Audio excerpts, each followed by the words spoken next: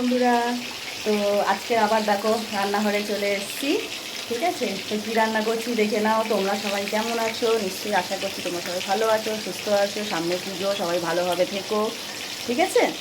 আর এইটুকুনি বলা, কেন পুজো তো বিশেষ করে আমাদের, মানে বিশেষ করে আমার, মানে আমার শুধু আমার একার বললেই এটা ভুল।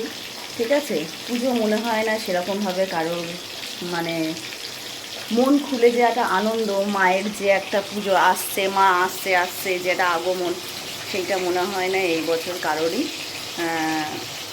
মন থেকে সেটা আসছে, হচ্ছে। আমার তো একদমই নয়। তো যেইটুকুনি না করা, ছেলে মেয়ে দুটো আছে ঘরে, ওদের একটা করেই জামা প্যান্ট দেবো। ঠিক আছে, ব্যাস এইটুকুনি। তো চলো আজকে কি রান্না করছি দেখে নাও। এই কদিন ধরে আমার প্রচণ্ড শরীর খারাপ ছিল, জানো তো, এই দাঁতে ব্যথা নিয়ে খুব ভুগছি। একটু কমেছে, দেখতেই পাচ্ছ, ফোলাটা অনেকটা কমেছে। তো ঠিকঠাকভাবে রান্না করতে পারছিলাম না, শরীর দুর্বল হয়ে গেছিলো একদম, লুজ মোশন হচ্ছে, জ্বর, সব এর জন্য, এই টানে টানেই হচ্ছে।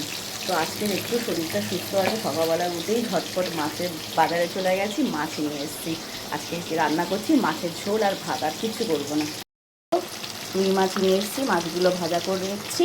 আর এখানে ভাত টক দিয়ে ফুটছে, এখানে আরও কটা মাছ আছে। ঠিক আছে। আর এই দেখো কাতলা মাছের মাথা নিয়ে এসেছি। তো মাথাটা ভালো করে ধুয়ে আবার আমাকে নুন হলুদ দিয়ে মাখিয়ে দেবো, রেখে দেবো ফ্রিজে, ভেবেছিলাম করব, তো আজকে আর করবো না। আর এই যে পটল আলু দিয়ে প্লেন ঝোল করছি।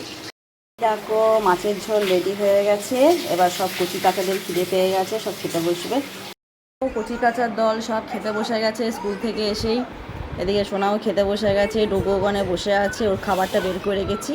আর এই যে আমিও নিয়ে নিয়েছি। ঠিক আছে, তো চলো চটপট খেয়ে নিই।